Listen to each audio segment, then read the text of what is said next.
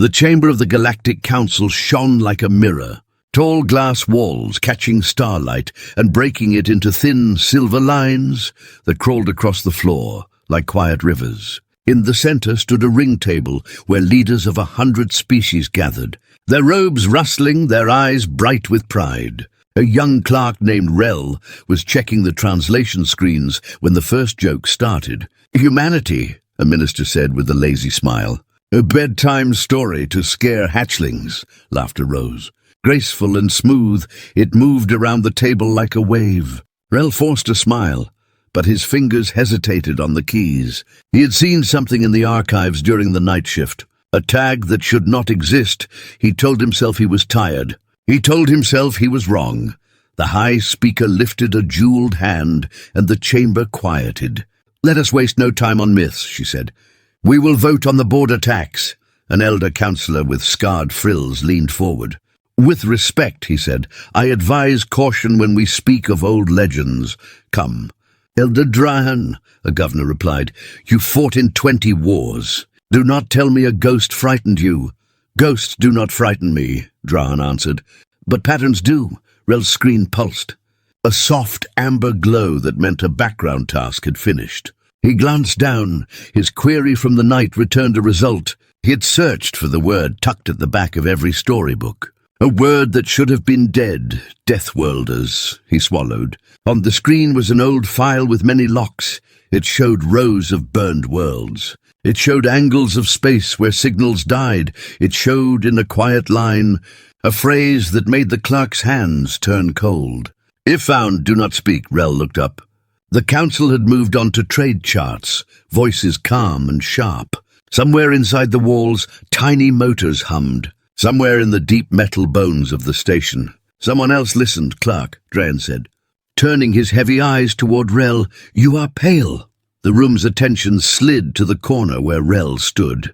He hesitated. "Apologies," he said. "I have been working late." "Take water," the speaker said with a courteous tilt of her head. "And try to rest. We have a long session." Rel nodded. But his mind prickled. The amber glow did not stop. It pulsed again, and a new line scrolled across. "External broadcast detected." No source, no origin, just a simple text in an old tongue. His translation tool tried and failed, then tried again. A faint sound crept into his earpiece. It was slow and steady, like boots on a long hallway.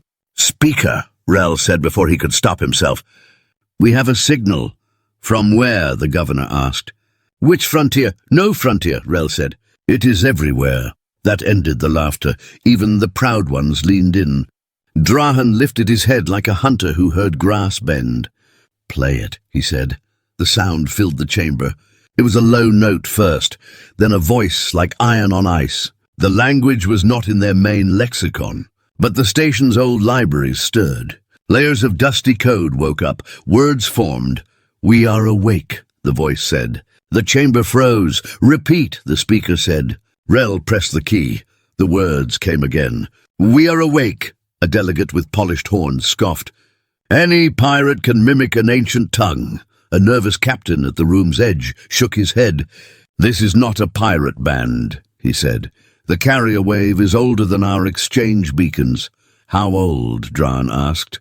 "Older than our council," the captain said. Some gasped, others sneered. Pride is a stubborn cloak. "We should trace and jam," the governor snapped. "We must show authority." "Authority is not volume," Drahan said. "It is memory." He looked at Rel Clark. "What else do you see?" Rel's fingers moved.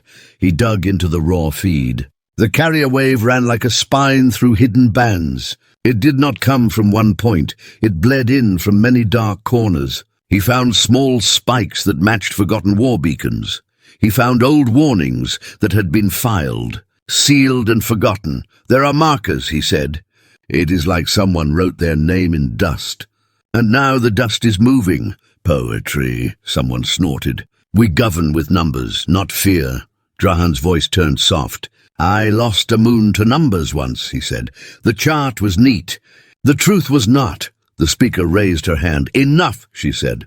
"We will form a committee to investigate, and we will proceed with our agenda."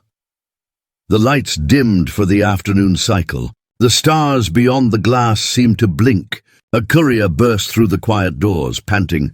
"Emergency," he said. "The outer relays at Ninefold Gate went blind for 12 seconds. "Blind?" the captain asked. "Did they burn?" "No damage," the courier said. "They were just covered." "Covered by what?" the governor snapped. "By shadow," the courier said. His voice shook. Then the shadow moved away, and the relays saw stars again. Drahan's frills drew tight. He stared up at the glass. The silver lines across the floor had shifted. For a moment they looked like the outline of a blade. The speaker steadied herself. "We will not surrender our order to rumors," she said. "We are the center of law. Even a center can float if the ground moves," Drahan replied. The speaker's eyes sharpened. "Elder, if you wish to teach, please bring chalk." "I brought scars instead," he murmured. Rel's screen flashed red. A small window opened by itself. His control locked. He tried to call security protocol. It failed with a calm note. Letters formed in simple script. "Clark Rel," the message said. "Please breathe." He stumbled back. "Someone is inside our system," he said. The captain drew closer. Rel read the next line aloud. His voice shook. "You are safe," he said. "Stand still." The governor slammed his palm on the table. "This is an attack," he barked. "Trace the node," Rel tried.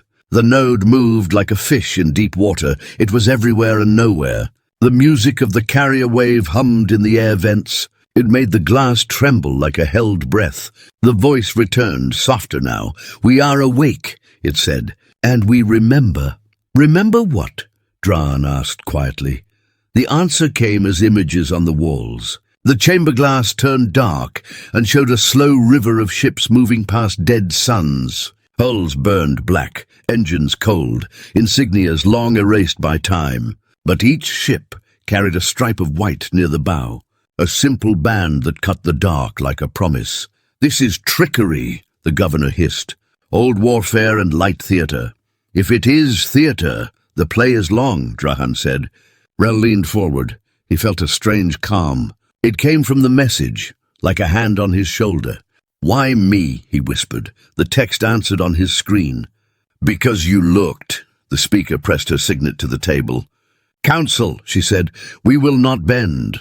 Her voice rose clear, proud, strong. "We have survived empires and plagues. We will meet this with reason and force." The chamber lights brightened.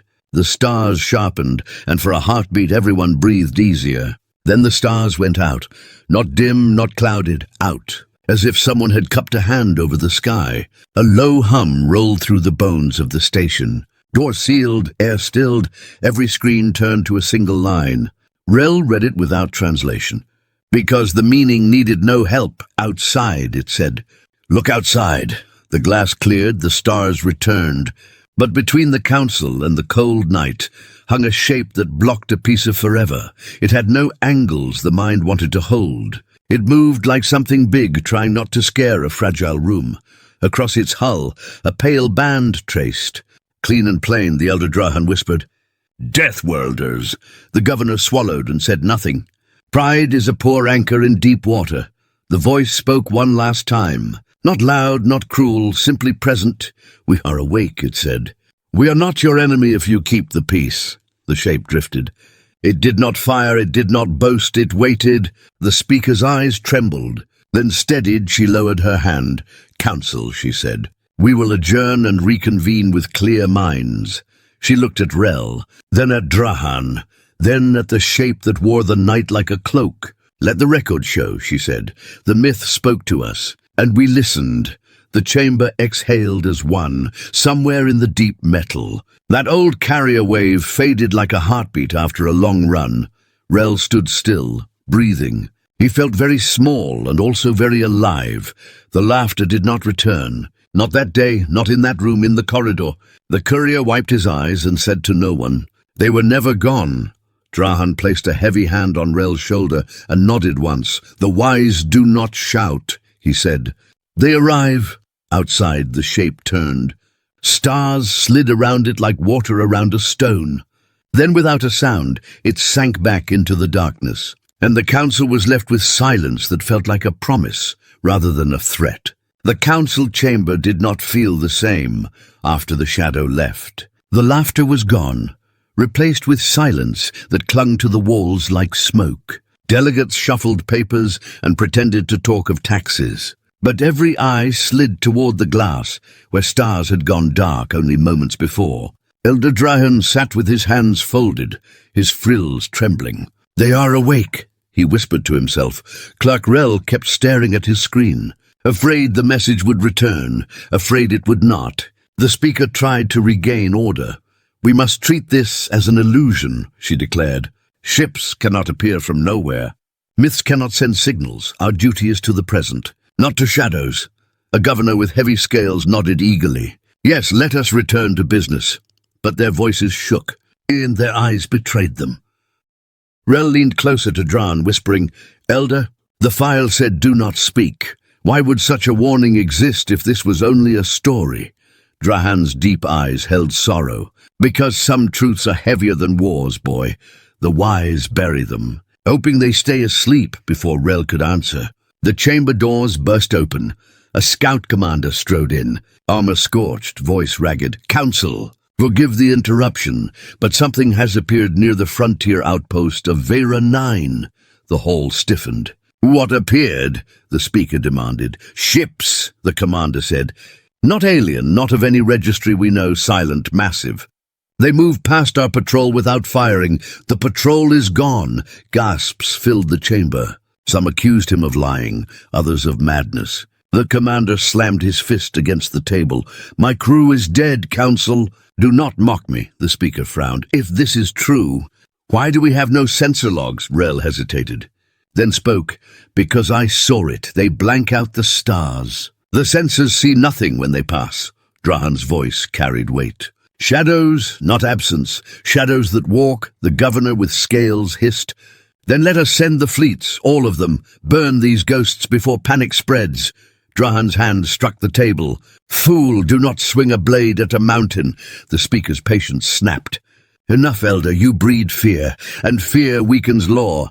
But even as she spoke, the glass walls shimmered, lights flickered, and once again the chamber filled with that cold voice. "We are awake," it said. The words rolled over them like a tide. Every translator confirmed the same thing. "We are awake." This time another phrase followed. "We remember." Rel's hand shook. "Remember what?" he whispered.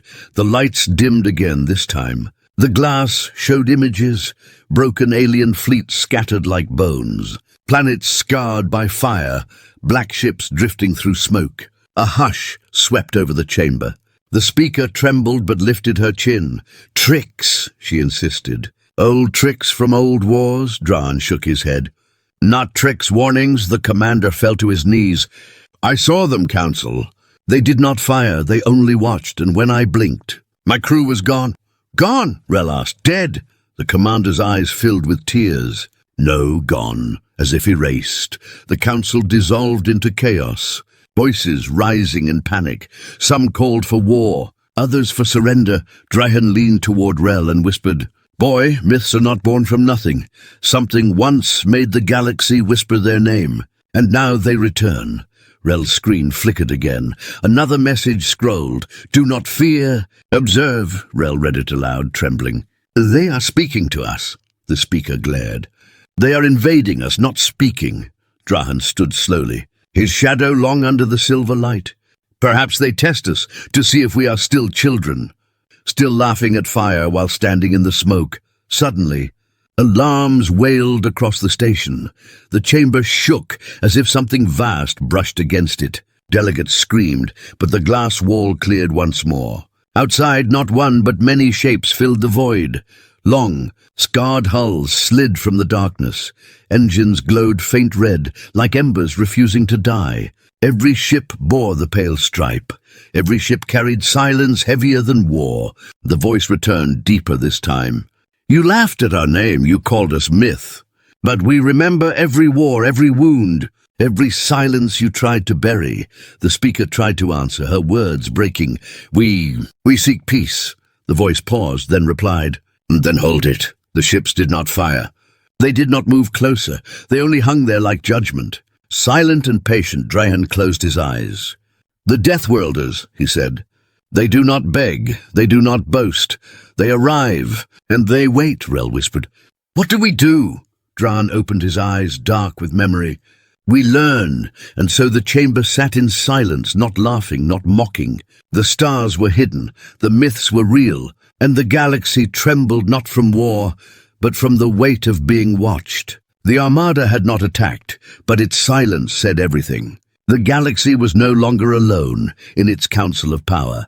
Humanity had returned, and their presence alone was enough to change the order of the stars. The station's night cycle fell like a grey curtain, but no one slept. The human armada hung outside the glass, like a mountain that chose not to crush the valley. Silent, patient, impossible. In the council chamber, the air felt heavy, every breath careful. Elder Drahan stood by the window with his hands behind his back. Clerk Rel hovered near his console, his eyes on the slow pulse of the carrier wave that still whispered through the walls. "They have not moved," Rel said in a soft voice. "Not a single thruster burn since they arrived." "Patience is a message," Drahan replied. "And sometimes patience is a warning." The speaker entered with guarded steps, her attendants trailing behind with soft metallic feet. "We will initiate contact," she said. "We will not hide in our own house," a scaled governor snorted. "We should have launched every cruiser we own. Now we look weak." Drahan did not turn.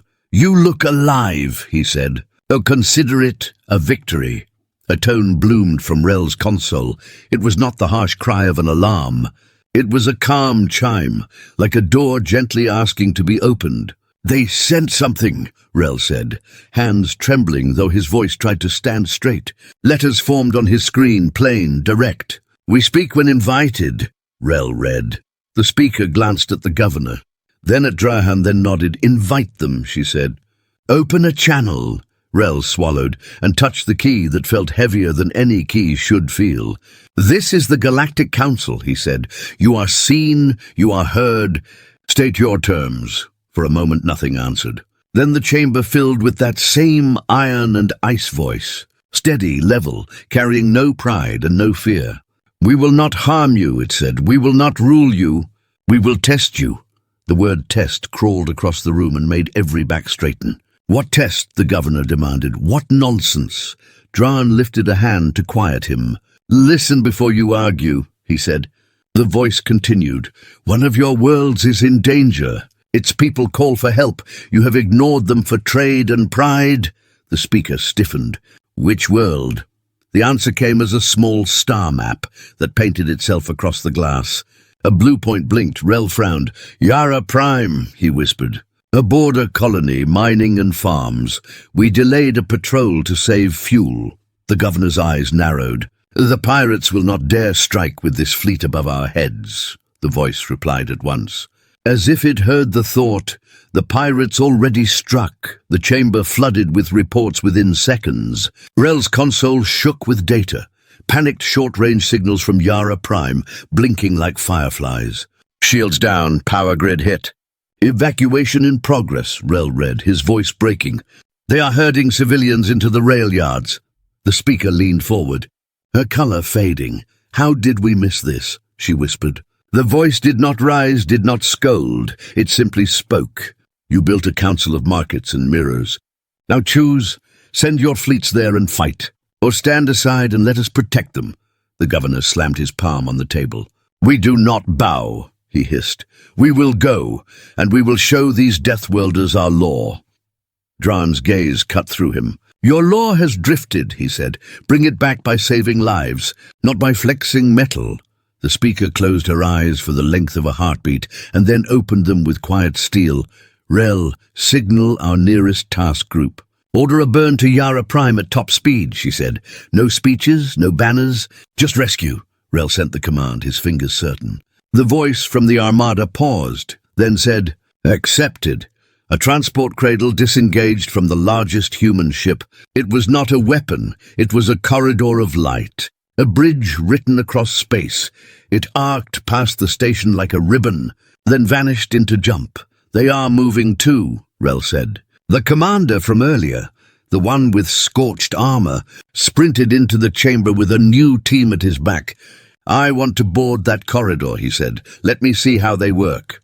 Dran studied him. "Curiosity can be brave or foolish," he said. "Be the brave kind." The speaker nodded. Surprised by her own calm, "Go take a small team." "If they allow it," the calm chime rang again on Rel's console. "They invite 3, the text read. The commander chose Rel with a glance. "Clark, you read their breath, come!" Rel swallowed hard. "I am not a soldier." "No," Dran said. "You are a witness. And sometimes that is more dangerous." He placed a heavy hand on Rel's shoulder. "Return with your eyes open." The corridor of light accepted their steps without a sound. It felt like walking through warm glass that remembered you. Rel saw no walls, only a dim echo of stars under his feet and a faint pulse like a heartbeat in the distance. "No seams," the commander whispered. "No panels, no vents. This is not built the way we build." The corridor opened on what could only be a bay, but it did not have the smell of oil or the grit of machines. It was clean like a library and soft like a chapel. 3 figures waited. They wore dark suits that hugged their frames and lines of pale cloth at their sleeves. Their faces were bare, human. Eyes watchful and calm, the tallest spoke, his voice matching the iron and ice from the signal. "Welcome," he said. "We are awake." The commander saluted by habit and then hesitated. "We come for Yara Prime," he said. The human inclined his head. "So do we." Rel found words that felt small but honest. "Why did you disappear?" he asked. "Why leave us to stories?" The human studied him for a long moment. "Because we learned that power speaks loudest in silence," he said. "And because we hoped you would grow away from the need to be watched." The commander bristled. "You speak like teachers to children." The human shook his head. "I speak like a survivor to a neighbor." Another human stepped forward. She held a slate that bore a map of Yara Prime's rail yards. "Pirates fortified the loading cranes. Civilians penned here," she said. "Their leader wears a badge taken from a dead officer. He uses it to bluff authority." Rel flinched at the detail. It felt intimate and cruel. "Will you fight them?" he asked. The first human answered without heat. "We will stop them." The bay floor painted itself into a model of the rail yard. It grew from light and dust in the air, shapes resolving into tracks and towers. "Observe," the human said. Their ship whispered, and the model changed. Pirate weapons turned to dead grey. Engines blinked off, cranes folded as if kneeling. "How?" the commander asked, almost angry. "How do you do that?" "We watched you for a long time," the human said. "We learned what you fear. We engineered better ways to break only the blade, without breaking the hand." Rel breathed out. "Disable, not destroy." The human nodded. "Sometimes mercy is the strongest wall." A thought pulsed through the bay. Not a sound, not a word. A feeling like a door opening very far away. "We are at Yara Prime," the human said. "Would you like to witness?" The commander looked at Rel, and Rel looked back at him. "We came to learn," Rel said. "So we should see." The bay walls unfurled into a window of living signal. The rail yard filled their sight, smoke like black cloth torn across the sky. Families huddled under steel ribs. Pirates shouted and fired into the air, but their guns coughed and died. Their knives sparked and dulled. Their wrist radios turned into soft static like rain. The pirates looked at their hands, with the faces of children caught stealing. A single human ship settled above the yard, not landing, only lowering a net of white light that melted fences into dust without heat. People stood unsure if they were still inside the world. A pirate leader climbed a crane and waved the stolen badge, shouting threats that never reached a single ear. The white light curled around him and set him gently on the ground. His mouth moved, but the words were already forgotten. The commander whispered, "You could have burned them." The human's reply was simple. "We remember being hungry and small. We remember men who burned and called it justice. On the council station, alarms did not ring. Panic did not rise. Messages did. Relief did." The speaker stood facing the glass and felt her shoulders fall. "Not in defeat, but in humility. Transmit thanks," she said quietly. and ask what they ask of us in return." The answer arrived in the same quiet way as all the others. "Protect your own. Do not sell safety for pride or coin. Speak less and listen more when you laugh. Let it be gentle." Drahan smiled like a man who had finally found the page he lost long ago. "They do not ask for tribute," he said, "only for wisdom." The governor with scales looked smaller. "What if they leave again?" he asked. The human in the bay met Rel's eyes and answered the question no one had sent. "We will leave when you no longer need to be watched." The window closed. The bay returned to clean lines and soft hum. The commander straightened his armor and offered his hand. The human took it with a grip that was neither hard nor weak. "Thank you," the commander said, surprised to mean it. Rel found himself speaking without fear. "If we keep this peace, will you speak to the whole council?" The human's mouth curved, not quite a smile, more like a promise. "When you are ready to hear without shouting," he said, "we will speak." The corridor of light returned to carry them back. As Rel stepped into it, he looked once more at the human ship, at the pale stripe on the hull like a quiet oath. He felt the old fear ease, replaced by something steadier. Not pride, not worship, a kind of respect that asked him to stand taller without growing cruel. They emerged into the council chamber to faces that searched them for doom, and found another thing instead. "Report," the speaker said, voice level again. Rel met Drahan's gaze and let the truth be simple. "They saved Yara Prime," he said. "And they did it without killing," the chamber exhaled. Outside, the Armada remained where it was, not advancing, not retreating, only there, like a lighthouse you could not ignore. The speaker turned to the glass and spoke to her own reflection. "Then we begin again," she said. "We learn." Drahan nodded. A quiet approval that felt like a blessing. "At last," he murmured, "the council has a teacher it cannot find." And for the first time since the stars went dark, a few in the chamber laughed, not to mock but to breathe. And the sound did not feel like smoke, it felt like dawn. The council chamber carried the weight of silence even after the news from Yara Prime. Delegates whispered, trying to pretend calm. But fear crawled in every corner, outside the glass walls. The human Armada still hung like a shadow that chose not to move. Every breath in the chamber felt stolen. Elder Drahan watched the stars with narrowed eyes. "They saved Yara Prime," he said softly. "But now we must ask, why show themselves now?" Clark Rel sat stiff at his console, his fingers trembling over the keys. "They said it was a test," he whispered. "What if there are more?" Drahan turned toward him. His frills tight. "There will always be more. Boy, a test is not the end, it is the beginning." The speaker stood tall, her voice sharp but tired. "We cannot live in fear of myths come alive. We will summon a special council. We will decide if this fleet is to be treated as ally or as threat," a scaled governor hissed from the other side. "Threat, of course. They spy. They strike pirates we should punish. They make us look weak." Drahan's voice rumbled like stone. "Weak is when you let pride kill the innocent. They did what you should have done." Before anyone could answer, Rel's console pulsed again. A calm chime echoing through the chamber. Letters formed on the screen. "Second test," Rel read aloud. His throat went dry. "They are giving another," the speaker frowned. "Show it." The glass wall darkened and painted a star map. This time, not a colony, but an entire system lit in red. The name scrolled slowly. "Calros Belt," Rel whispered. "Mining rings, slave pits. That place is ruled by warlords." The voice of iron and ice filled the room again. "Steady, without anger. You ignored the cries of miners who bleed for your markets. They sent petitions to your council, and you turned them away." "We will not ignore them." A murmur rose. The governor slammed his hand on the table. "Interference," he shouted. "They judge us. They undermine our law." Drahan leaned forward. "Perhaps they remind us what law should be." The speaker tried to stay calm. "If we go, the warlords will see us as weak negotiators. If we send fleets, there will be war," Rel whispered. "If we do nothing, the Armada will move, and the galaxy will watch." Another message appeared. "We offer choice.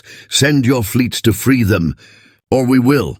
The chamber erupted into shouts. Pride against fear, greed against conscience. The speaker struck the table. "Enough, we will send an envoy." "Not an army," the governor sneered. "Words to men who sell children." "Oh, noble," Drahan's voice cut through the noise. "Better to fail with honor than succeed with shame." Rel's console lit again. A request appeared. "Send one ship, we will meet you there." The speaker turned to Rel. "You will go again," she said, "with the commander. You will see if these myths trust their own promise." Rel's heart pounded. "Me?" Drahan placed a heavy hand on his shoulder. "You looked into the shadow and did not run. That makes you ready." Hours later, Rel stood on the deck of a council frigate. The commander beside him, his armor polished, his eyes burning. "This time," the commander said, "I will not watch quietly if they interfere too far. I act." Rel nodded but said nothing. He kept his eyes on the dark where the corridor of light appeared again. It opened like a wound in space. They stepped through, and once more the strange bay welcomed them. Clean, silent, heavy with unseen power. 3 humans waited, the same pale stripe on their sleeves. Calm faces, watchful eyes. "You came," the leader said. "Good. This test is not for us, but for you." The commander scowled. "We do not take orders." The human's reply was cold and patient. "Then learn instead." The bay filled with a model of the Calros belt. Warlord ships circled the mining rings, gun turrets glowing. Rel saw tiny points that marked civilian shelters. 12,000 souls in chains," the human said.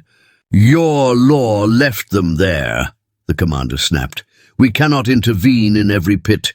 There are too many." The human's eyes did not blink. "One is too many." The model shifted, showing 2 outcomes. In one, the council fleet attacked. Ships clashed, hundreds of civilians burned. The other showed the Armada acting, warlord engines dead. Weapons silent, prisoners freed, no blood spilled. "Which story do you want told?" the human asked. The commander's jaw clenched. "Why show us this?" Rel whispered. "Because you must choose," the human said. "Your council hides behind trade. But history is written by those who act." Alarms shook the bay. The Calros belt itself filled the window now, not a model, but real. Warlord ships already firing on workers who tried to rise. Explosions flashed like broken stars. "We are late," Rel gasped. The commander turned. "Then we fight." The human lifted a hand. "Wait, watch." The Armada moved, shadows sliding like blades across the void. Warlord cannons spat fire, but every shell fell apart in the air. Every missile turned to dust, engines froze, and one by one the slaver ships went still, not destroyed, but held. The miners stared up from their pits as white light spread, cutting chains, breaking gates, lifting children from darkness. Rel's eyes filled with tears he did not expect. "They save without killing," he whispered. Drahan's words echoed in his mind. "Mercy is the strongest wall." The commander turned to the human, his voice softer. "Why give us the choice if you already knew the outcome?" The human looked at him, eyes sharp but tired. "Because choice tells us who you are." Back in the council chamber, the news spread like fire. Miners freed, warlords broken without blood. The governor shouted that this was manipulation. Others called it salvation. The speaker stood silent, her reflection trembling in the glass. "They forced us to see," she whispered. Drahan nodded. "And now we cannot unsee." Rel returned with the commander. Both changed in ways words could not hold. He stood before the chamber and said simply, "They gave us a second chance, not to prove their power, but to prove our own." The council sat in silence. Outside, the Armada waited still. No closer, no farther, patient as stone, and across the stars. Whispers grew louder. Humanity had returned. Not as conquerors, but as judges, and their tests had only just begun. The council chamber no longer sounded like a place of order. It sounded like a storm. Voices rose, chairs scraped, claws drummed on tables. Some leaders shouted for alliance, others demanded war. Pride and fear clashed until the air was thick with anger. The speaker struck the table again and again, but no one listened. Elder Drahan finally spoke. his deep voice cutting through the noise. "They have tested us twice. Both times we failed before they stepped in. Will you fail a third time and call it strength?" His words silenced the chamber. But the silence was uneasy. Clark Rel sat stiff at his console, sweat on his forehead. His screen pulsed again. That calm chime they all now feared. Letters appeared, plain and simple. "Final test," Rel whispered. The words spread across the chamber like fire. Every delegate froze. The speaker steadied herself. "Show it," she said. The glass wall darkened once more. This time the map was different. It showed not a colony, not a mining belt, but the heart of the galaxy itself, the central relay. The hub that carried messages across half the stars. Without it, fleets would be blind. Worlds would be cut off. Chaos would rule. Rel's throat went dry. They would never strike there. "It is too vital." Dran's eyes narrowed. "They do not need to strike. They need only to show who controls the silence." The voice of iron and ice filled the room again. "Calm as ever.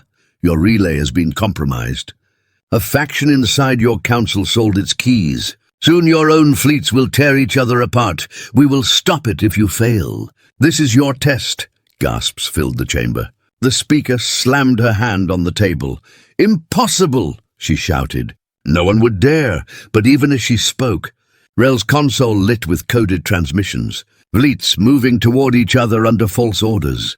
The scaled governor leapt to his feet. "Lies, all lies. They plant false signals to make us trust them." Drahan turned his gaze on him, heavy and sharp. "You are quick to call it lies, Governor. Perhaps too quick." The governor's eyes darted, his frills twitching. "You dare accuse me?" Drahan stepped closer. "I dare notice your trade ships were last in that sector, and your fortune doubled when the miners bled." Rel's console flared again. New text scrolling. "The traitor is among you." The chamber erupted. Claws pointing, voices shouting. "Prove it," the speaker demanded. "Give us names," the voice answered. "We give you proof, not punishment." The glass wall shifted to show a cargo ledger. Shipments hidden in codes, signatures forged. At the bottom, one name gleamed, the governor's. He froze as every eye turned on him. "This is slander," he spat. "I am loyal," Dran's voice rumbled. "Your loyalty is to coin, not to peace." Guard stepped forward. The governor's hand darted to his wrist. A small beacon flashing. "Do not," Drahan warned. But it was too late. The beacon lit. Fleets across the relay jolted into attack orders. Rel's screen screamed with red alerts. "They're moving," he cried. "Our ships are firing on each other." Panic swept the chamber. The speaker's face went pale. "We cannot stop them in time," Drahan whispered. "Then the myths will." The chamber shook. Not from attack, but from something vast moving outside. The human armada stirred for the first time. Engines flared like suns awakening. Shadows glided into jump. And in moments they surrounded the central relay.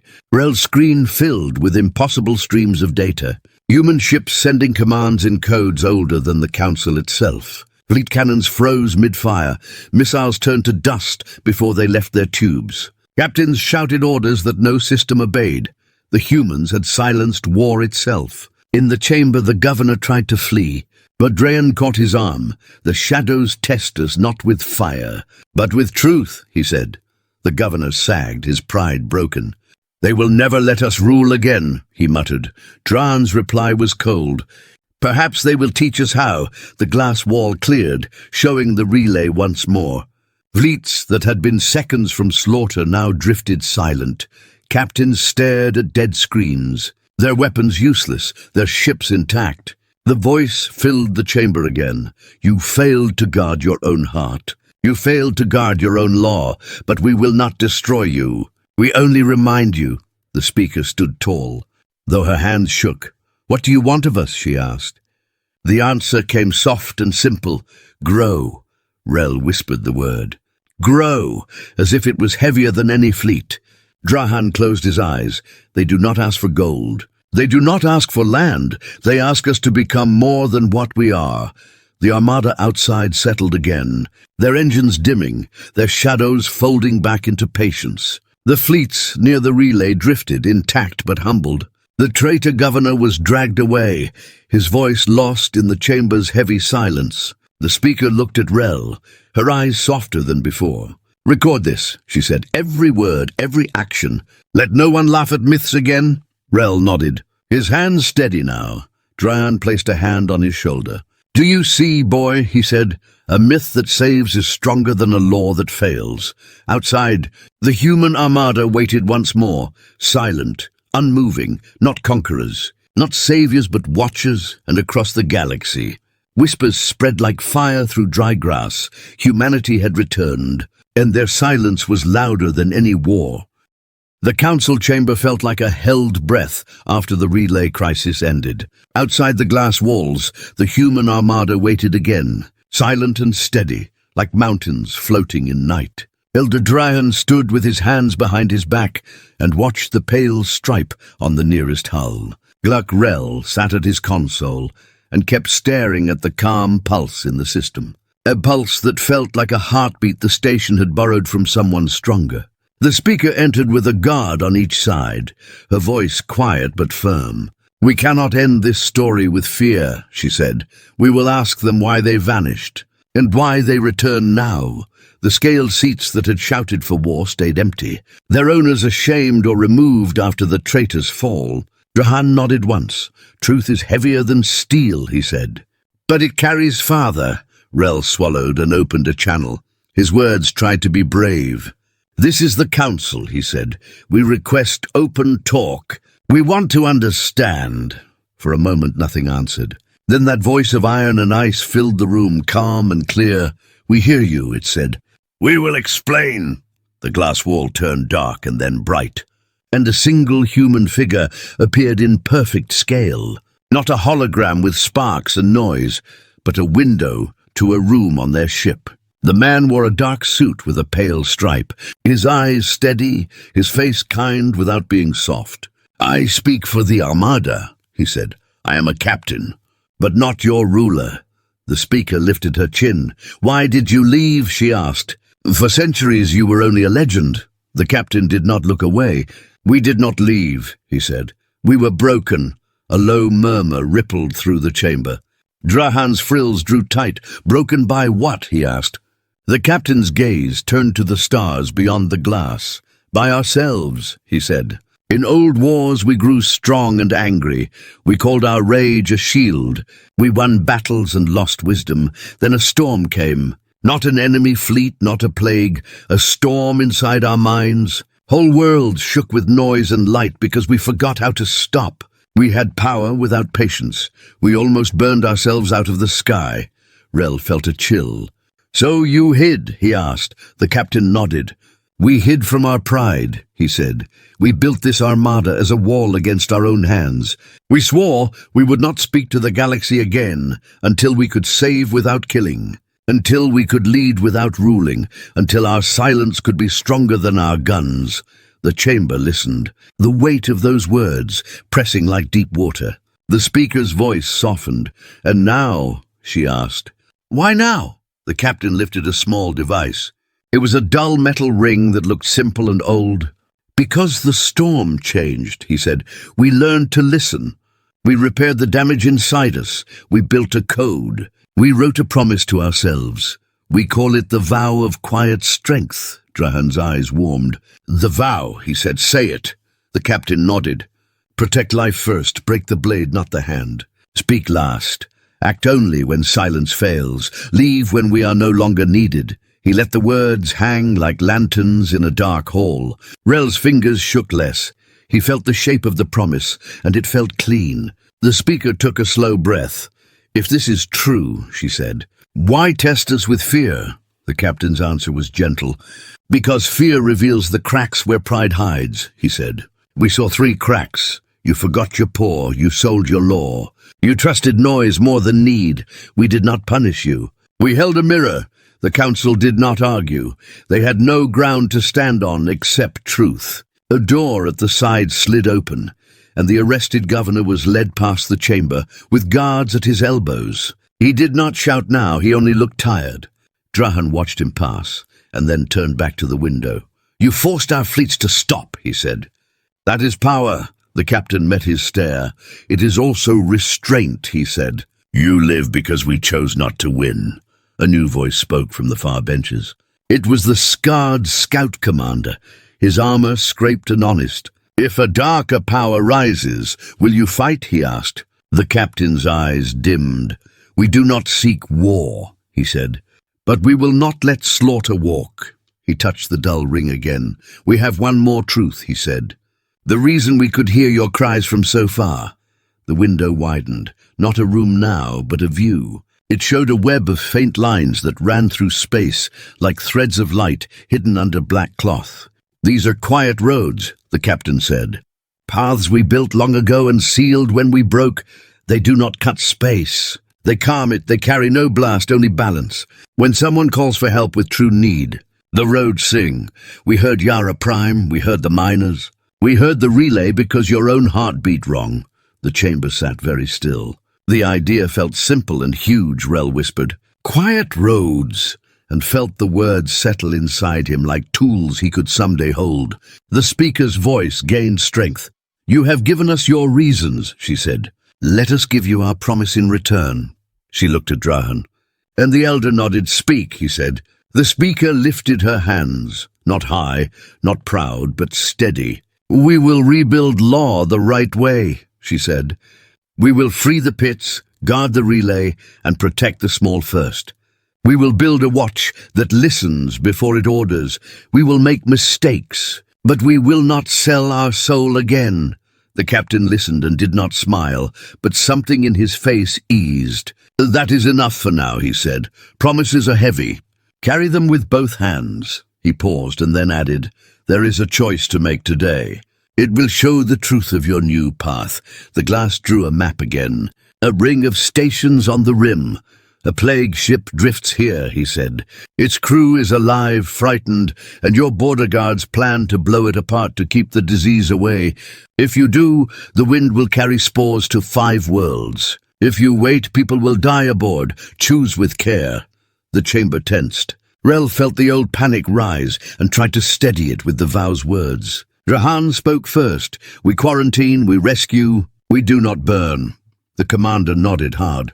"I can take a team." The speaker looked at Rel. "Can you manage a corridor like theirs?" she asked. Rel almost laughed. "I can manage a message." "And they can manage a corridor," he said. His console chimed as if it heard. The captain inclined his head. "We will open a quiet road to your quarantine ships," he said. "We will lower heat and noise. Your team must follow our steps or they will fall."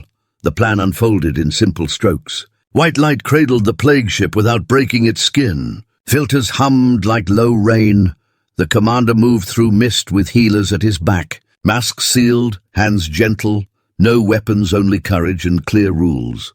From the chamber window they watched the work, one life at a time brought out of the bad air, one small hand gripping a larger hand, one captain teaching a guard to move slow and not let pride hurry the heart. Hours passed without shouting or glory, just labor done right. When the last patient crossed the line, the quiet roads dimmed. The plague ship drifted empty and safe, ready to burn clean under controlled fire. The captain faced the council once more. "You chose to save," he said. "You chose to risk without rage. This is the first day you walked without our hand." The speaker bowed her head. "Not low, just enough." "Thank you," she said. "For the mirror and for the road." Drahan turned to Rel with a look that held pride, like a small fire cupped in 2 palms. "Write the vow on our doors," he said. "And on our ships." Rel nodded, his voice quiet. "I will write it on my heart," he said. The human captain touched the dull ring, and for the first time his mouth bent into a true smile. "Then we can leave soon," he said. "Not far. Only far enough to let you walk." Outside, the Armada shifted like a tide turning. Not retreat, not threat. A movement that promised return if needed in the chamber. The fear that had sat like stone began to melt into a steadier feeling. Not pride, not worship, a kind of shared duty. The speaker spoke into the record. "Let it be known," she said, "that the day the myths spoke, we listened, and when they asked us to grow, we tried."